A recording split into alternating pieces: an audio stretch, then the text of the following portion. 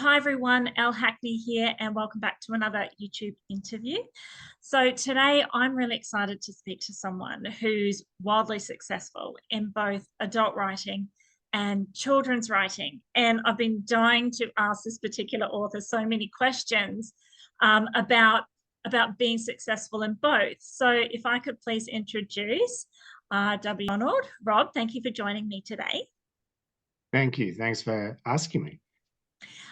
I'm so thrilled to talk to you because your books, The Nancy's and Nancy Business, and your crime books are incredible. Like I feel like I've dressed the part by looking like a giant Cluedo head. but, but you've recently published an amazing book with Larrikin House where the audience is for 3 years plus. They are wildly different. So yes. Look at that amazing book. It looks amazing. Oops, so, there you go. Yeah. I would love for you just to tell me about your author journey to start with before I start diving in and wanting to know more. Sure. Thanks, Laura. So I always loved writing and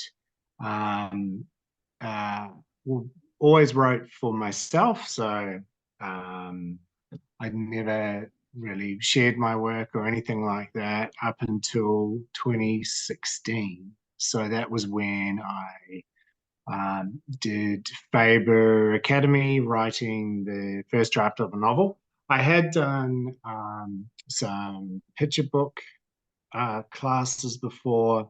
I'd done a couple of screenwriting courses. So I'd done that, but I was never ever in a writing group or sharing my writing up until 2016. And as a child and a young adult, I read very widely. I was one of those kids that was always, just about every day at the library getting out another collection of books. I grew up on a farm, so hence the school library was really pivotal. And as soon as I was old enough, I'd be reading, my sister's books, my mum's books. So she was part of a book club, and so there's all the bestsellers, and it was in the 80s, so there was some questionable, I think, like Harold Robbins and that kind of thing. But also as a kid, I grew up with C.S. Lewis and Roald Dahl and then Kiwi authors, so like Margaret Mahy, where it was a lot of just magic and imagination and, talking animals and all of that kind of thing, which I absolutely loved. And then when I was in my 20s, I started having a go at writing picture book. But again, as I mentioned, that was purely for myself, and I just sort of try a few, and they became, I guess, for me, picture books became like my short story. Whereas I know some authors are very good at writing short stories and also writing novels. I'm not so good at short stories. It's not that I find with picture books, and you've got 500 words, your imagination can just, run wild. That to me is, I guess, my picture book.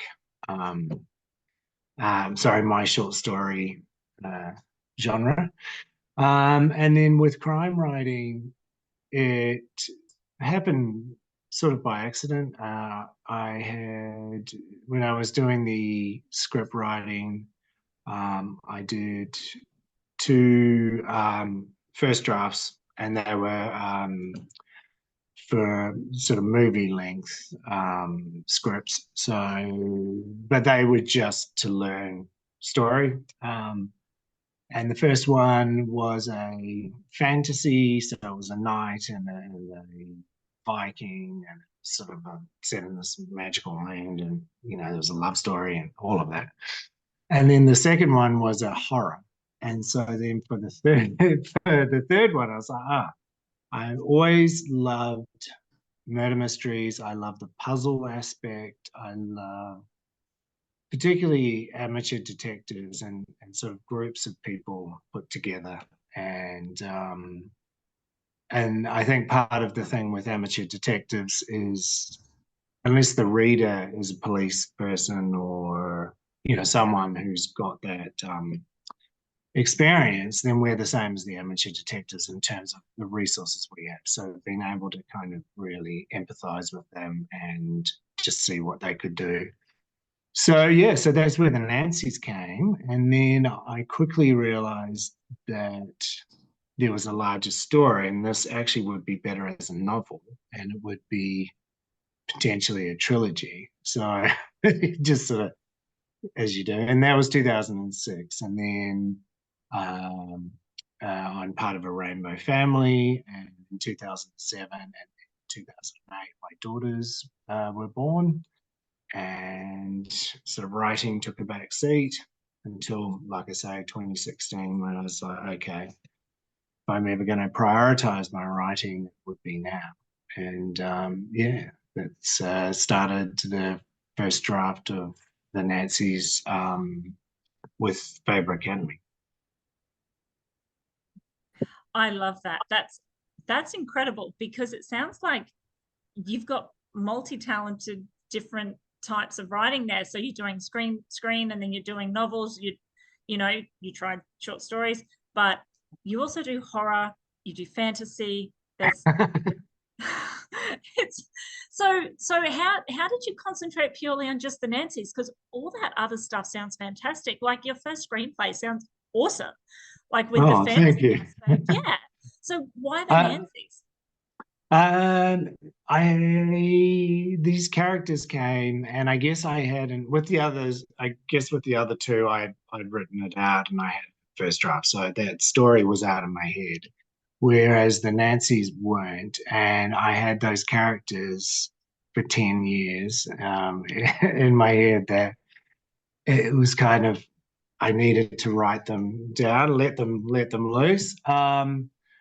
And yeah, and then through just getting to know the writing community as part of that, from 2016 onwards, and reading a lot more Australian crime and a lot more crime in general. Um, I just, yeah, I realized as a vehicle, crime fiction kind of gives me everything I need particularly at the moment, like the next couple of projects are all within adult crime fiction, um, because it's got that inbuilt narrative drive already. It's something I like watching, I like reading. So you've kind of got that skeleton already there, or that backbone, but then you have this wonderful legacy with readers of the different character tropes and the expectations and all of those things that you can play with and subvert, as well as exploring larger themes. So whether it's societal or queer themes or whatever it is, you've got this whole thing in this one genre, which is pretty remarkable, I think. So I'm certainly, yeah, like I say, the next couple of story ideas which are banging around in my head and that I'm trying to get out, um, are all within that genre, and I think it's one that I'm, yeah, looking at staying in at least for the next few years. Yeah. So there's a lot to unpack here because so you've got all this passion for the crime and you've dedicated so much to it. There's also that amazing picture book you've got there. How did that come about? Because like as for new writers out there or any writer who wants to dive into they might be a romance author or they might be a sci-fi author, but then they want to try picture books. Firstly, what made you write that? I'm guessing, fatherhood, but what made you write that? But how do you then break into a brand new genre when you've kind of been killing it at this other one? Do you know what I mean? Um, yeah, thank you. Well, I guess for me, uh, like I mentioned, I'd been playing and writing for myself picture book stories, since my 20s. So it does seem like it's just sort of, jumped out, but it was something that I was always interested in, and certainly interested enough that I would do courses, and I think then the parent aspect is, as parents, we read a lot of them, and some are phenomenal and some are not so phenomenal. So I guess you get used to, well, not used to it, but you get exposed to quite a lot as an adult, through that. And it just happened that I was sort of in between drafts of the work that I'm working on. And I thought, I've got all these picture book ideas and, drafts, and why not actually pitch them, and see what happens. And that's how it honestly had happened. And yeah, so it was been an absolute dream. Larrikin are phenomenal, like they're fantastic to work with, and you know, getting to see a illustrator, what they do, and bringing the story to life has just been dream come true. It's absolutely amazing.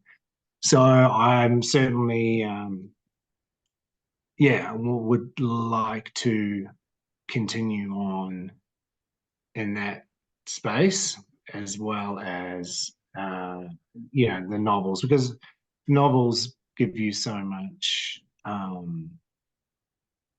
You're really exploring your subconscious. You've got this, 80, 90,000 word beast that, yeah, is there's nothing like it. And then with picture books, because it's that 500 words, it's hope, it's, all this beautiful, space to be in as well. So yeah, I guess for me, one of the authors that I look up to in terms of craft, um, is Roald Dahl. And I remember being a teenager reading Kiss Kiss, and just thinking at the time, wow, here's this author who I only knew as a children's author, who's actually writing, quite dark adult, um, work, yet you can still see his author DNA throughout. And that was a real eye opener for me. So that is sort of, I guess, where I sort of think, well, yeah, I can do both. It's still going to have a little bit of, flavor, but yeah, a very different space. So did you find for authors out there who aren't relatively new, who aren't where you're at, do you find that having both is obtainable enough for everyone? So, the person who wants to write that particular genre of novel, do you think it's definitely obtainable, like to be in your shoes one day where you're not just pigeonholed? Oh, absolutely. I think one of the most important things that I'm learning, I still feel like a baby, is, it's our career. It's what we make it. And I'm very much of, I'm an author, and this is my work, rather than, this is one, this is the novel, and then this is the novel. This is, you know what I mean? Like, Yeah. I think it's really important as creators that we center ourselves, and, you know, in terms of our, career, and if you want to talk about brand or whatever. But yeah, first and foremost, we're the creator, and then what we do and what we're, um, drawn to, I think, is really important. Like if you've always wanted to, write whatever genre of novel, plus you really would love to write middle grade, then why not try that? Like, I think in terms of marketing, that's a different kettle of fish. But again, you're the you people who are buying your middle grade, for example, um, the sort of the gatekeepers, the librarians, the parents. That's very different from who's buying your adult romance books. Do you know what I mean? Like, Yeah.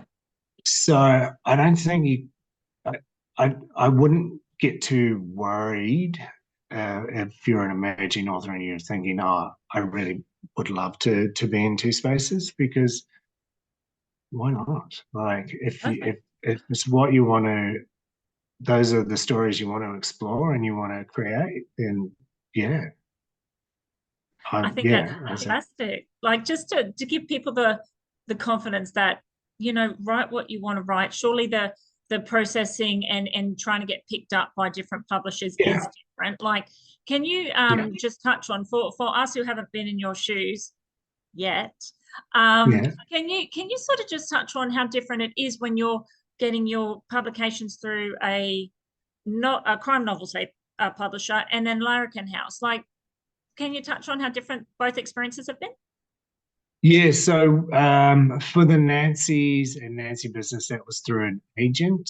And so then through the agent to the publisher, or to publishers, and then to the publisher.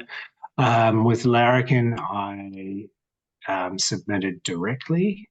So again, so there you've got quite different. For my next novel, I'm submitting directly. So things change you know, um, as your career kind of progresses, I guess, and maybe not this novel, but the next novel, maybe I'll get another agent who, it just, things change and you sort of adapt. I think for emerging, and this is in terms of the novel space, I think the what I always recommend to um, my students is the unpublished manuscript competitions are fantastic, um, because you never know who, even if you get placed, like I was highly commended, and that's how I got my agent. Um, that is a pathway. I think uh, one of the things that I say absolutely don't do, and this was drilled into us at Faber Academy as well, is just, once you submit, that's it with that publisher. You've got to sort of think along those lines, right? So if you can put it in a competition, if you can try and get an agent first, when you're starting out, then you've still saved that shot with the publisher, because once you take that shot, then it's very difficult for that publisher to see your work again unless they request it. So that's New that. information. So that's, yeah. So that's sort of, and you don't know, but that's why I think those unpublished. You've got to obviously read the terms and conditions and be happy with that, but they also provide really fantastic deadlines to work towards, and yeah. And then I think with kids, say with the picture books and that, there's those open submissions, also fantastic, like the Australian Society of Authors, where they have the pitching competitions, and I know there's is it the children's, the big conference that's on in CYA. Melbourne. Yes, yeah, we have those pitching opportunities. So things like that, absolutely go for, because if you can get face to face, that's the best thing. Or even face to face online, but you're directly speaking to the person rather than submitting to a slush pile. But yeah, but the main thing is you got to do the work, make sure you get someone to proof it and read it, and you know, try your best in terms of getting it as polished as you can, and then it's taking that leap of faith and trying to get someone to read it and hopefully get published. That's incredible. Thank you so much for that advice. That's something I had no idea about, that you really only have one shot with the publisher when you submit. So have you ever had a publisher approach you? No, no, not yet. Live and dream. Because I sort of thought I wasn't sure whether that's ever happens. But getting your agent, how did you go about that with the competition? So they approached you once they saw your manuscript. Did you feel the need to sort of fish around, or were you just happy to go with that particular agent? No, I was very happy. Yeah, so at Faber Academy, we put together an anthology. So I think it's about 2,000 words of each of us, our work, and then that gets sent out to agents and some publishers as well. And so from that, I did have an inquiry from an agent, and that it was a bit of a miscommunication. And anyway, long story, but I thought they were saying no when they were saying, please, fix these bits and come back. And anyway, then I went to the VPLAs, and yes, so that's where my my agent had at the time contacted me, and yeah, I was really excited. So yeah, that does happen more so than perhaps publishers reaching out, is agents reaching out. And particularly, this is why I think it's so important to do that. Or I've heard of people who've done well in short story competitions, and they can use that as leverage to then at least get an introduction. So yeah, all of that helps. And so going back to your screenwriting, with your two screens that you wrote, what else has come of that? Because that's a lot of work, and those stories sounds incredible, especially the fantasy one with the Vikings and all Oh, that. I thank you. mean, what's sort of come of those? No, they are the famous in the drawer ones. Yeah. So, but I learned a lot. Like first off, that was the longest piece of work that I had completed. So I think to any writer out there, if you can actually complete that first draft, that's huge. And through that, I learned, about plot and structure, and then with the second one, you're learning about dialogue and subtext, and you learn so much from doing it and from completing that draft. So yeah, at this stage, no,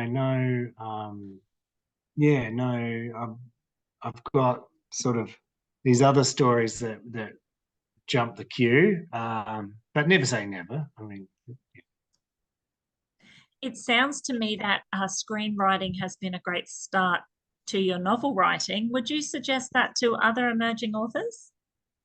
um, if you've got an interest in that, it's certainly not a like I'm a firm believer in whatever professional development, and that's an ongoing thing, professional development, I think. If you've got an interest in it, you're always going to find some takeaways that then you can use in your novel writing.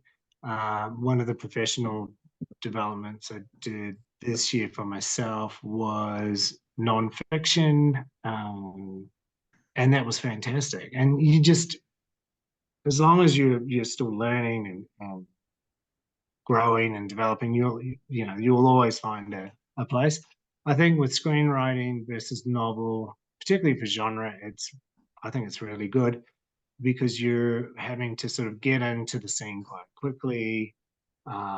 in terms of dialogue, it's fantastic, and that character interaction and conflict, and so there's a lot. And I think if you are interested, then even like the Save the Cat, the book, and there's one for novels and there's one for screenwriting, like just checking those out and then seeing.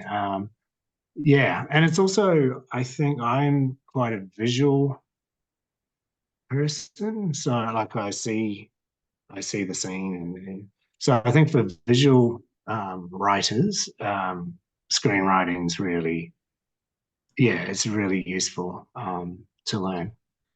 Because I think some writers out there, I know myself, I didn't know that was an option until I started Yeah. being part of the community. I didn't think, I thought it was like picture books, chapter books, novels. But actually, if you've got a good story, there's nothing stopping you from learning how to screenwrite and putting it into a screen. Like there's nothing stopping you with that as well. That's definitely an option. Mm. Just now touching on your picture books. So I know you've got a future with the crimes novels that you've got coming out. Have you thought about submitting any more picture books? Yeah, so I'm I'm working on some stories. I'm such a I feel like I'm just a complete beginner with it. And because I'm coming from crime writing and adult crime writing, I call it an extreme draft. I'll do and then they'll be like, yeah, but you can't have this or this or this or this. And I'm like, oh, okay. So it's a process. Larry have been brilliant and incredibly patient. So yes, I'm nothing that I can sort of report right now, but absolutely, yes, continuing on. So yeah. That's excellent. I'm really excited to know that you're going to continue with all the genres that you do. Now, so for those out there who'd like to follow you, get in contact with you, buy your books, support you, where can they do all that? Thank you. So RWR McDonald. I think the easiest is Instagram. That's certainly where I'm most active on socials. I also have through my website, you'll see the different books and links and information there. I've actually going to make sure I get it updated because it's one of those things. But yes, so Instagram, I no longer on X, and my Facebook is very sketchy. So yes, please, if you follow me on Instagram, I'll follow you back, and through there I've got a link tree as well, which can take you through to the website and everything. That's excellent. So everyone out there, make sure you give Rob a follow and make sure you check out his books. Both the Nancy books are amazing. Like I could myself just picture them on TV one day. And I love the idea of the millionth birthday. I mean, a woman in her 40s wanting more birthdays. I mean, that's rare, but I love the idea of it being in a Yeah, picture well, book. absolutely. Yeah. Yeah, but you got to check out everything Rob does. So thank you so much for talking to me today, Rob. And when your next project comes out, I'll happily have you back to chat more. Love that. Thank you so much. Thank you. Take care. Bye.